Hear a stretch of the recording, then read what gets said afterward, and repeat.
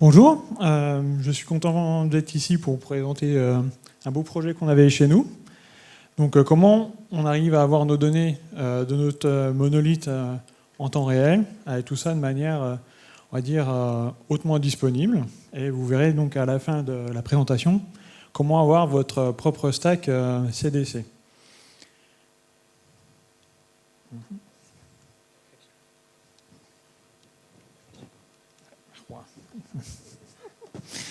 Donc d'abord, je vais me présenter. Donc, je suis Thomas Lamiro, donc je suis software architecte, mais dans l'équipe data à Blablacar depuis maintenant à peu près un an. Et celui qui va présenter avec moi, donc c'est Yuan Changpeng. Donc lui qui est software ingénieur, aussi dans la team data, mais il est un peu plus longtemps chez Blablacar que moi. Donc, qu'est-ce qu'on va vous présenter aujourd'hui? Donc, je vais d'abord commencer par la global picture chez nous, la streaming architecture. On va voir comment on passe du monolithe PHP chez nous à une architecture orientée service. Qu'est-ce que c'est que la stack CDC?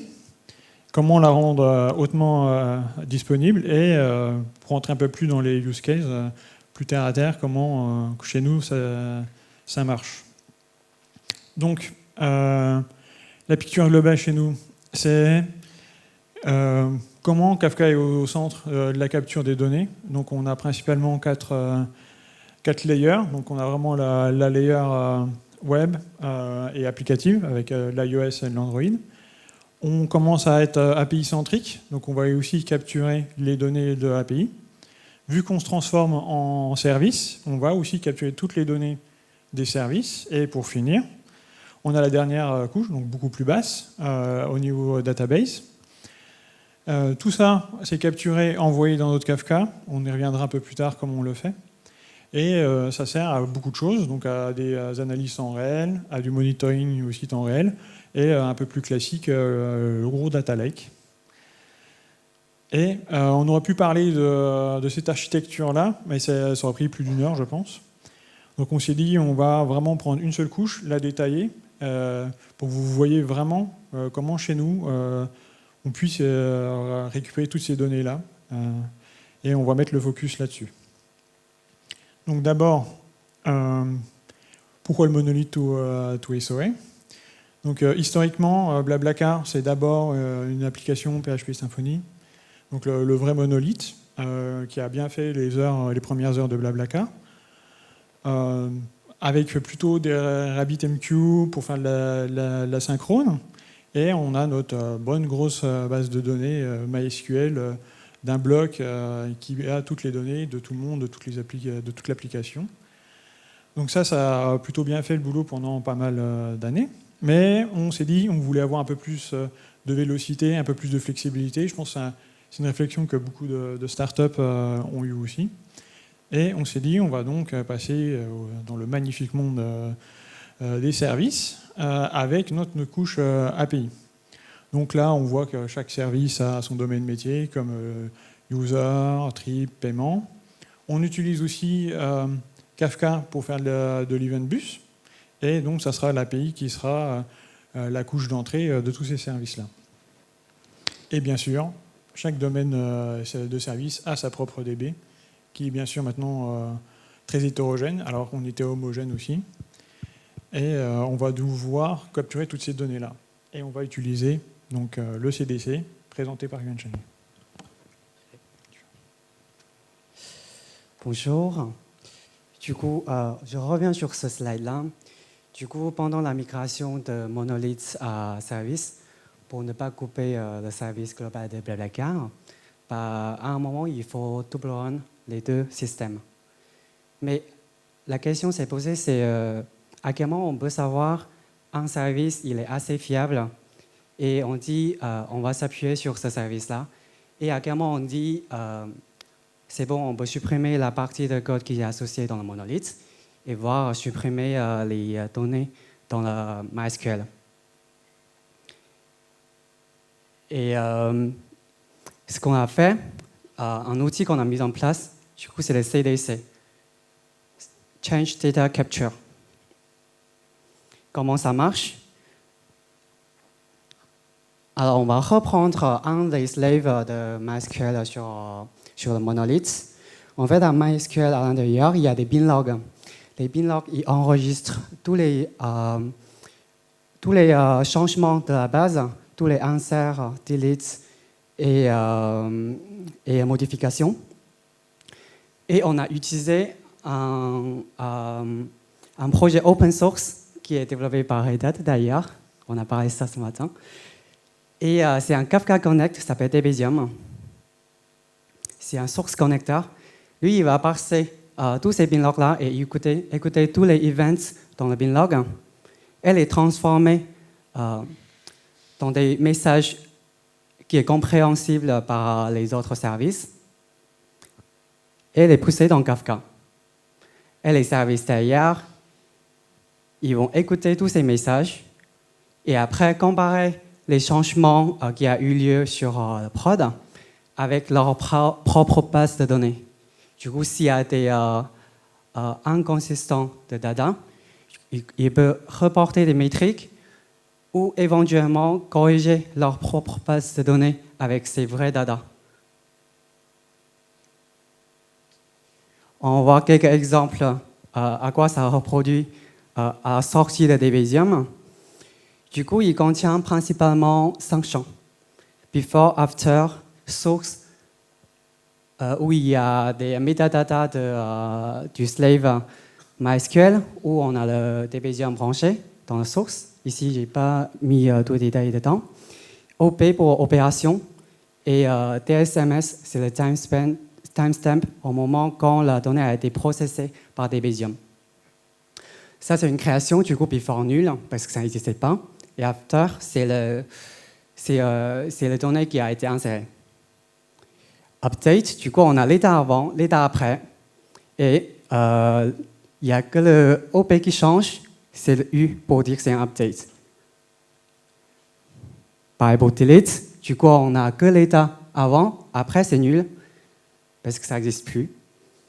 Et OP, D pour delete. Bon, du coup, les services sont contents, ils peuvent observer tous les changements de prod et c'est assez fiable, ça a l'air. Et ça ne va pas être perturbé par les modifications sur ton application. C'est bien, mais quand il y a des changements alter sur les tables de prod, comment les schémas peuvent être portés dans les messages?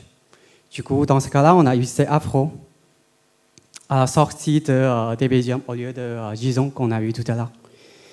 Et l'Afro, il va intervenir avec un schema registry. Le schema registry, il permet de manager les schémas et créer et consulter avec un ID pour le schema, pour de chaque message. On va prendre quelques exemples. Du coup, il donne un REST API. On peut consulter, il y a quoi comme sujet, par exemple, ça c'est user. Il y a la clé, c'est la clé primaire de la base. Et après, c'est les valeurs qui contiennent tous les champs, tous les types de champs dans un schema, dans un donné. Et là, il supporte aussi l'évolution de schema. Du coup, s'il y a alter des tables, du coup, il va monter une version. On peut prendre, par exemple, la dernière version. Du coup, là, il va nous envoyer des schémas. Ici, on ne va pas détailler trop dans le schema registry parce que ce n'est pas le sujet aujourd'hui. On va passer dans High Reliability. Du coup, on va reprendre ce schéma-là. Il y a un petit problème si on met ça en prod. C'est quoi le problème? C'est un Debezium, il peut brancher sur qu'un seul slave MySQL. Du coup, on n'ose jamais à redémarrer un slave MySQL parce que tous les services derrière, ils vont être impactés. On fait une petite mise à jour de MySQL. Du coup, tout le prod s'arrête. Enfin, cette partie-là, bien sûr. Et tout simplement, si le Debezium il plante pour une raison ou l'autre, bah, tout le streaming ça s'arrête. Et ceci, c'est un cauchemar en fait pour les ops. Je pense que ça va rajouter un niveau de dépression. Et du coup, on s'est dit il faut faire des high reliability, bon, high availability sur ce stack-là. Mais on avait du mal à mettre un proxy devant le Debezium et mettre en place deux MySQL et chaque Debezium branche sur un MySQL. Mais pour avoir high reliability, high availability, on a quand même besoin d'avoir plusieurs instances de slave. Du coup, on s'est dit, OK, on va faire simple. On branche deux Debezium sur deux MySQL. Et après, chaque Debezium, il stream exactement les mêmes données dans le même Kafka, même topic, et le problème c'est réglé. Mais les données vont être doublées, les services ne vont pas être contents. Du coup, si on regarde les messages qui sont produits par Debezium, si on prend tous ces champs-là, sauf les métadonnées de source qui décrivent le MySQL, les metadata de MySQL, on peut calculer une clé qui est ultra unique en fait. Le topic, ça correspond au nom de la table. L'état avant, après, plus opération, plus le timestamp. Du coup, l'unicité, c'est jusqu'à seconde, jusqu'à quelle table, jusqu'à quelle ligne. Et ça, c'est assez unique. Et du coup, on a pris cette clé-là, on a développé un service qui s'appelle Deduplicator. Il va consommer toutes les données qui sont envoyées par les deux Debezium et calculer la clé et faire le filtrage s'il y a un doublage. Et finalement, envoyer les données à sortie et le mettre dans des topics finales dans notre Kafka. Bon, dans le même Kafka. Et les services, ils vont consommer ces data-là. C'était comme s'il n'y avait qu'un seul slave, qu'un seul MySQL, un seul Debezium. Bien sûr, il y a Schema Registry qui traverse tout ça. Et cette partie-là, c'est notre stack CDC. Du coup, on voit qu'en fait, chaque composant, ils sont répliqués. Du coup, il y a un MySQL qui tombe ou un Debezium qui tombe, ou si tu veux mettre à jour certains composants, il n'y a pas de souci. Pas de dépression? Bon, à la fin, ça c'est le graphe qu'on a fait sur le Deduplicator. Les deux courbes en haut sont les messages qui sont envoyés par Debezium et les messages qui sont consommés par le Deduplicator. On voit que c'est à peu près la même quantité, toujours. Et après, en bas, c'est la sortie de Deduplicator. On voit qu'il y avait bien deux Debezium et à la sortie, c'est bien qu'à moitié.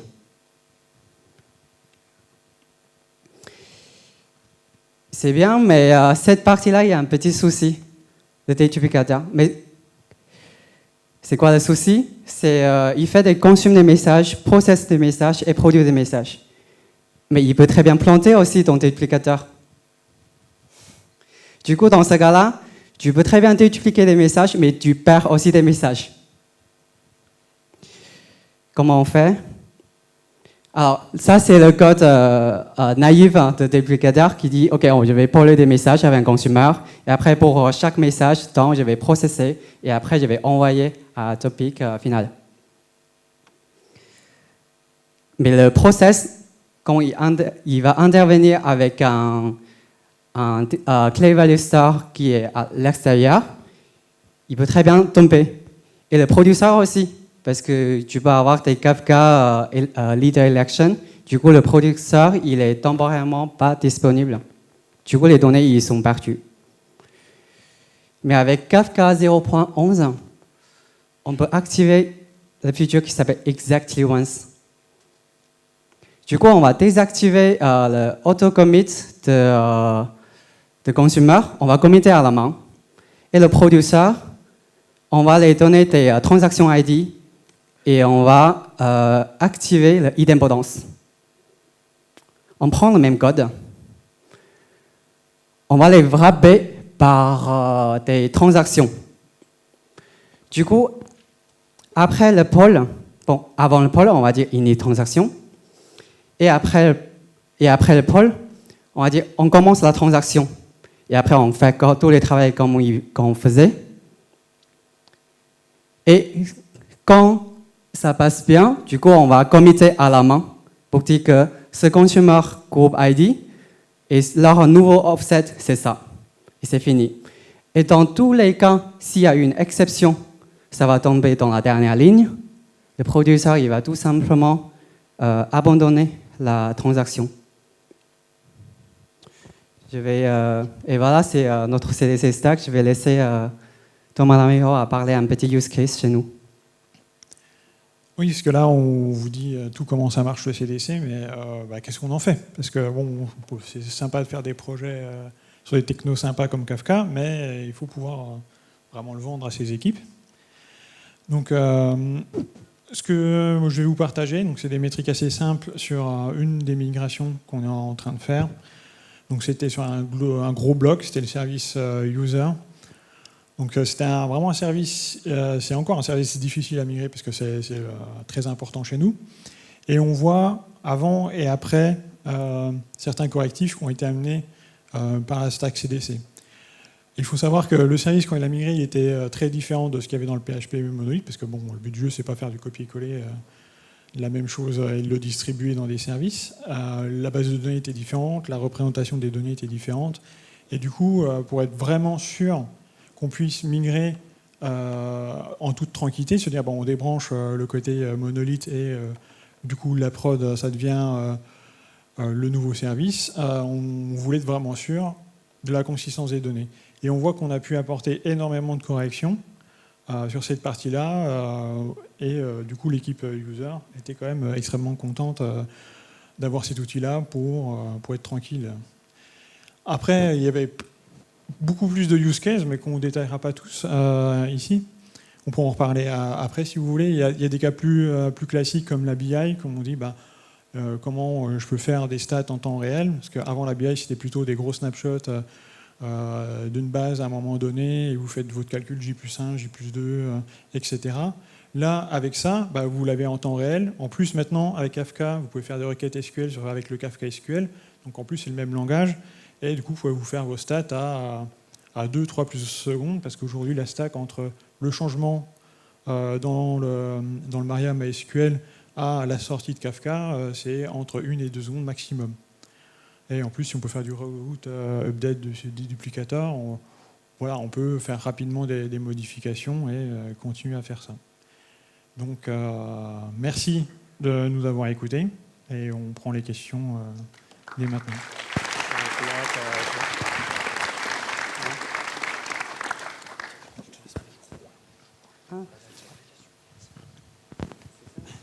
Oui, ça c'est le livre que vous avez décidé d'offrir. Je vous laisse le présenter. Il n'y a personne qui a entendu. Très bien. Le bouquin qu'on a pris s'appelle A Million Random Digits. À l'intérieur, vous avez beaucoup de digits random.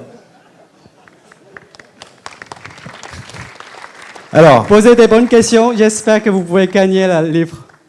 Alors, des questions?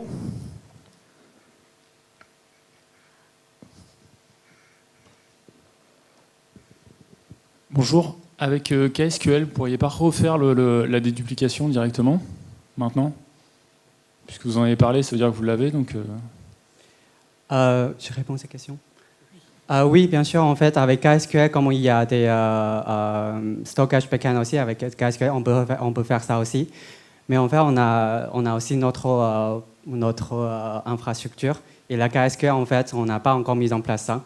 Et en même temps, on a des services, on a des mécanismes qui nous permettent de pop-up des services assez rapidement. Du coup, on a décidé de faire un service.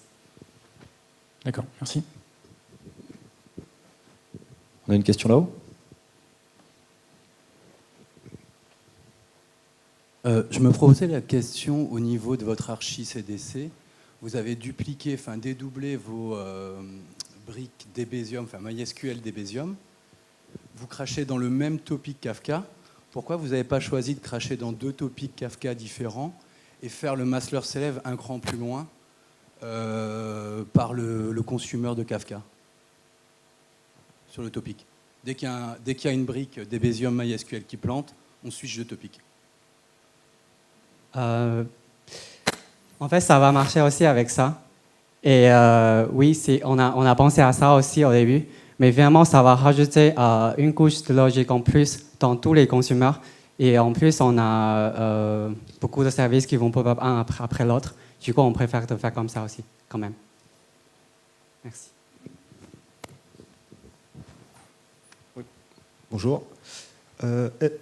Concernant la disponibilité, est-ce que comme solution, vous avez envisagé les offres de cloud managées comme AWS? Parce qu'il me semble qu'ils offrent des garanties à ce niveau-là et ça aurait pu être une solution relativement simple.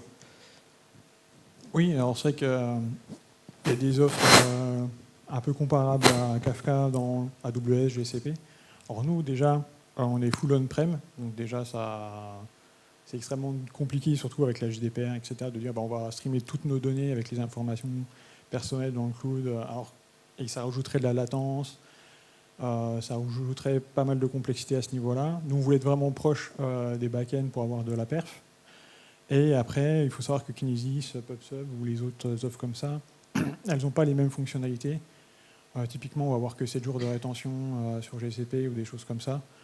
Donc là, Kafka, ça nous offrait vraiment toutes les fonctionnalités qu'on voulait, avec les transactions, avec les différentes possibilités par la suite qu'on veut mettre en place, comme KSQL.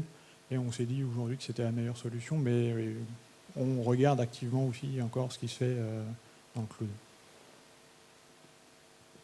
Ok. Est-ce qu'on a encore une dernière question? A priori non. Du coup, à qui décidez-vous d'attribuer votre livre? La deuxième question. Super.